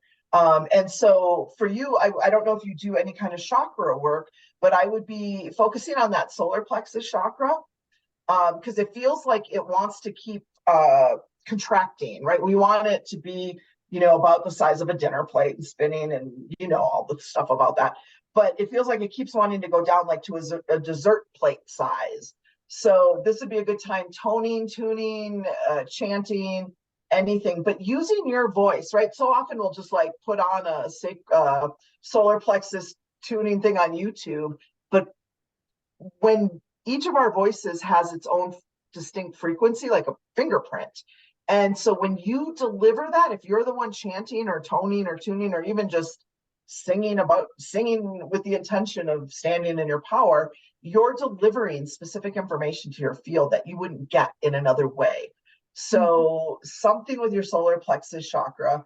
And then you can also connect with that dog and say energetically, right, from where it is at its house, thank you for that. And in the future, I don't need the 2x4 method with you, right? Like, I hear you, you can just give me the look and I'll know from now on, right? We don't need to do it all the hard way all the time. Thank you so much. That's very helpful. Appreciate everything that you've shared tonight. So thank you. That's great. And Heather. Thank you, Anna Marie, so much. It's really, really great to have you here and sharing everything. Oh gosh, I feel like I have 30 trillion things to ask, but the nutshell being, I've just recently had a really huge healing victory, and just a very noted significant spot in my life where I feel like I'm at a ground zero. So general question really is, I'd love to know which animal or animals, what they might have to say to me that they would like me to know. Well, I have to tell you, your cats came in right away, right? Like, they were like right front and center and no boundaries, right? Like, it's so funny because sometimes with cats, when I talk to them, they will talk to me from across the room, right? Like, they're like checking me out. Your cats came front and center, right? Like, no personal space at all. They're just right up here. And so this is going to be the piece, right? This is about your magic, right? Like, not discounting your own personal flow of magic, the way that you get it. It's different than the way other people get it, but that doesn't make it any less potent. In fact, leaning into it makes it even more potent for you. There's also this piece with sacred geometry that they're bringing in, which is like the cats, right? They're always doing things like that. But it's the triangle pyramid pieces that they're bringing in, because there's the two of them. I'm seeing the Merkaba, right? One triangle this way, one triangle down. And so for you, right, like, as you're integrating this healing victory, that would be a great meditation, right? Like as you're going into any of the practices you do, visualize like you and the two cats sitting in a triangle, first of all, and then letting the sacred geometry form from that, right? Like letting your energy lines create that, and then put yourself in the center and call on, because it also feels like even beyond this healing, the physical piece, it feels like this is unlocking that next level of expansion for you in those, in the energetics. So lean into it, because I just got full body chills on that one too. So it's exciting, and they're on your team, right? Like, of course, I call it my cosmic committee, and it's filled with like actual physical animals, and then ascended masters and colors and frequencies and other guides. But those two, Captain Jack No Sparrows, which I love that name so much. Thank you. Yasmina, right? They're clearly on your team, right? They are on your cosmic committee, and they love that you don't treat them like a cat, right? Like they're like, she gets us, and she knows better. Yeah. They're only a little full of themselves. Yeah, definitely full of themselves. Yeah. Thank you so much. Oh, thank you for the quote. Joy A has a question. You're on mute, Joy A. I know we're getting closer to the end time. I just wanted to know, Anna Maria, I mean, this sweet, sweet cat, Bella, came into my life just not even 6 months ago. And I mean, we're just attached at the hip now. So I just, wanted to know if there was just anything kind of quickly here that you get. Yeah, I'm actually getting like her little voice, right? Her little meows, it's like, it's so little, right? Like some cats are like, they are letting you know. And she's like, it's faint, it's little, it's sweet. It's almost like, did I just hear that? And again, pointing to you too, right? Like this throat chakra place, I feel like she wants to, it's twofold. One of it is just for you, right? Like, and she's like being very private about it. It's just between the two of us. Like, this is our special time. But let her, anytime she wants to be, or even just visualizing her close to your throat chakra, right? Because the frequency of a cat's purr, it's important what they do, and they help to transmute low vibrational energy. So old residue, right? That would be stuck in you've done enough work, all the big stuff's out of there, but it's the residue stuck on those sides. I'm getting, not even the back, because you've been onto the stuff in the back, but it feels like it's on the side. So even if she wants to cuddle up on the side of you, that's one piece. But to have her, right, like when you do your angel readings and stuff, to like tell her, what I do with my animals is I'm like, you guys, I'm going in a session. Who wants to come in the office with me or not? Usually they're like, this bed's really comfy, I'm not coming in, right?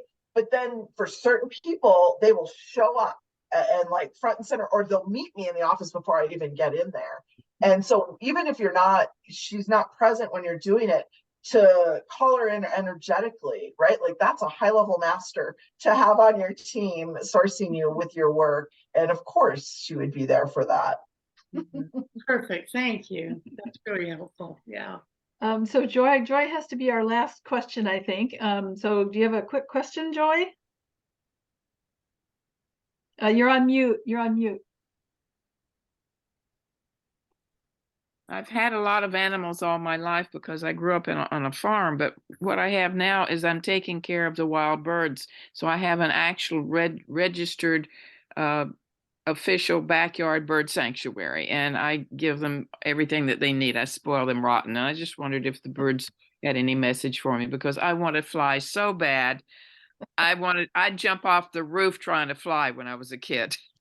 Well, that's because you're part bird, right? Like you've got that energetic connection. And I have to tell you, I'm hearing, this was a Disney song called Feed the Birds. It was by, I'm not going to remember. Just look up Feed the Birds. It was a Disney song. I can't remember which movie it was in, but it feels like an honoring to you. It's beautiful, beautiful composition.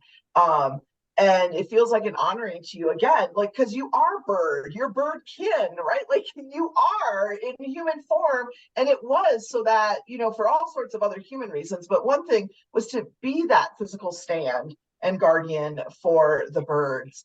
And so what I'm getting, just a second, it's like really there's like a cacophony of sound in here, kind of like when they come across like a new find that you put out for them or something. So I just want to give them a second to settle down and share that with me.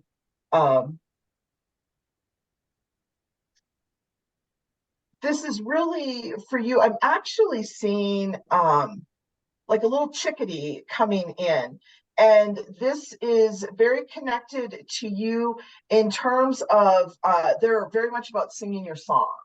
And so for you, right, to sing your song, and it's not even, we were talking to some people about physically doing that. It just, you got the energy so tuned in, you can hum it in your head and it's transmitted from you. So this is really about you receiving the gratitude for them, for taking that stand, for being their voice in these different ways, and for spoiling them in the ways that you do, that they, you know, even those times when you're like, well, I don't know if I should do this, but you know, there's so many people who aren't doing anything, and it's okay. You're doing great with that. And this is to remind you to get out of your head, right? We're talking about that bird energy. The two things for you is get out of your head. You're not going to figure it out. As soon as you say, and this is away from the birds, anytime you say, I got to figure this out, you're on the wrong track. We want you to take a couple breaths and drop into your heart space. That's the quickest way to get you out of your head and into your heart and to connect to those divine pieces. The other part is singing your song. I feel like there's a soul song in you. And I don't know if you are a singer or if you play any music or anything, but there is like your soul song, and it's short. It's I know nothing about music, by the way. What they're showing me is just what I'm telling you. I love music, but I wasn't blessed with that. It's only a few of those like stanza measures of it, but I feel like you need to compose that and either hum it to yourself, sing it to yourself. But there's something about, again, your portal is the birds. And so no matter what you're doing, to connect with them first and use that as your vortex, as your portal to jump into everything else. They're your power center, is the birds. Thank you. I am a singer and I keep getting blocked because I used to be able to sing it in church choirs, and that's not happening right now. And I was gifted with a voice, and I just feel blocked that I can't share it. Oh, thank you for sharing that. Now it starts making more sense. So compose it anyway, or, you know, hear it in your head. And I know that, right, sometimes our physical voice doesn't want to keep up with what we know it can do. And yet it's important for you to hear it, at least in your head, right? Everything is energy. And somebody else could even sing it and you could hear it in another way too. But they're saying you're also being really tough, right? Just and they're reminding me of Linda Ronstadt, right? Like she is going through a situation, I can't remember if it's Parkinson's or something like that, but her voice, she didn't have the vocal control. And so she stopped singing. And there's that chickadee came through for you, like, don't stop singing, right? Maybe you're not going to perform, but don't stop singing. You've got to keep singing. I have a lot of chickadees in the yard as well as all the other birds. Oh. Thank you. Very good. Thank you. Well, thank you, everybody. So we're at 9:03 actually, but if you said you needed 5 minutes at the end to do something, and so if you need to get off the call, go ahead and leave, but we'll stick around for 5 minutes or whatever it takes for Anna Marie to do her final thing. Well, I like to do a mini reading. Again, a lot of times I'm on these kind of calls where, you know, not everybody could be here, right? We've got global folks and not everyone could be here at the same time, or I couldn't get to everyone, or not everyone had a question or whatever. So this is a great way for everyone to get some guidance, to get a reading. And so I want you to feel in to the question that you would have that's on your heart or mind, or just be open. Maybe you don't have a question that's on your mind. Just be open to it. And so feel into that, open up a couple breaths, right? That helps us get out of the head, drop into the heart space. and feel if you're being drawn to number 1, to number 2, or to number 3. And just go with the first one that shows up for you, whether you're hearing that, seeing that, or just feeling that. Those of you who are drawn to number 1, you have owl energy coming through for you. It's all about being able to navigate through the mystery, right? And the mystery, life, every day is a mystery in this lifetime. And owl can bring in its special energy to help you navigate in that darkness. When we're in the mystery, it feels dark. We don't understand it. But owls are built to navigate in the dark. And so bring that owl energy in to source you in navigating through the mystery, through any of the darkness that may be up for you, anything you don't understand. Also, with owl, they have that echolocation. And so there's a sound quality to them. So any kind of sound healing, toning, tuning forks, singing bowls, that's going to be helpful to source you with whatever you're up against in that darkness, in that mystery. Those of you who chose number 2, you have beaver energy coming through for you. And beaver is an amazing animal that is very adept in the water realm as well as on land. They also have a profound connection with trees, clearly, because that's what helps build their dams. So anyone who is picking up on that number 2, you're going to want to look at the water element in your life. Where are you in the flow? Where is it dammed up? You're also going to want to look at, are you really grounding? Are you connected? You're going to want to look at your connection with trees as well. The final piece of that beaver energy, beaver helps us build our dream lodge, right? What are those dreams? What are those passions, those things that are coming up for you that are compelling you to move forward? And maybe you feel like you don't know how. Well, how isn't your job anyway, right? Like, just keep saying yes and feel into that dream lodge, which is about stepping into your purpose, stepping into your passion. And our purpose is love, right? Like, how are we going to express love in this lifetime? That's the whole point of all of this. Those of you who chose number 3, we have another bird. We have loon coming through. And that loon energy is so connected to the dream time. So those of you who got that loon energy, you're going to want to pay attention to your dreams for the next few nights. And you may even want to ask loon before you go to bed to assist you with a question. And when we're working with the dreams, it's always easiest if we do like a yes or a no to make it easier. And so before you go to bed, connect. And when I say connect, I mean take a few deep breaths, right? Get out of the head, drop into the heart, call on loon to source you. And say, I'm going into the dream time. I'm looking for some answers, some guidance. Ask your question, go to sleep. When you wake up, maybe you remember a dream, maybe you don't. If you do, see how it correlates. If you don't really remember, you had a dream, but you don't remember, just feel into, does it feel heavy? Does it feel light? If it feels light, that's a yes. If it feels heavy, it's a no. If you're like, I didn't get anything, I don't know nothing, right? Then what I always say then is ask the question again, and you can check and see on the lightness or the heaviness. Or sometimes I will ask the question again and then get into water, right? Whether I'm taking a shower, whether I'm doing laundry or dishes, there's something about switching the track of my mind from I need an answer to doing something mundane, and then adding that element of water that increases the flow, and then asking the question again, lighter, heavier, yes or no. So I love those mini readings. They're so fun. It's a fun, quick way for all of us to get a little more support. And again, those who couldn't be here with us, or those who are listening in on the replay, for all of us to play in the energy together. Thank you so much, Anna Maria. That was wonderful. Very fun and very interesting. And so thank you, everybody, for coming and for your questions and bringing your friends with you. Is there a way to connect with Anne Marie afterwards? Anne Marie, yeah, I'll be sending out her email and her contact information when I send out the link for the program for the recording. So you were invited by Heather, so if you were invited by someone else, ask them to send it to you, or you can put your email in the chat and I'll send it out to you directly. I'm putting my And email that in. loon mascot there for us too. Yeah.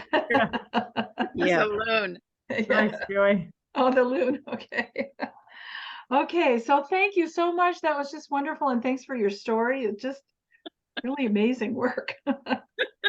So thank you, everybody. Dottie. And Thank have a you. wonderful Thanksgiving, everyone. Okay, Maria. great. I got it, Thank Paul. Dottie, thank you very much, Be Dottie. well, Okay. everyone. You got it. Dottie, Bye bye. I wanted to make an announcement. Oh, I'm sorry. That's right. Joy has an announcement. Yes. For those of you who are local, I have a Thanksgiving, Christmas, and Easter luncheon at my home every year. So if you're local and you don't have a place to go for the holiday, you're welcome at my table. Oh, Oh, so wonderful. sweet. How nice. So lovely. With the birds, right, Joy? Yeah. Yes. I You can eat- picked up this when I was traveling with my sisters in the New England states, and I just love the sound that it makes. Its call is just beautiful. Stuff to I learn. love birds. Okay. Well, thank you, everybody. Have a happy Thanksgiving and Thank you. see you next time. Okay, bye. You.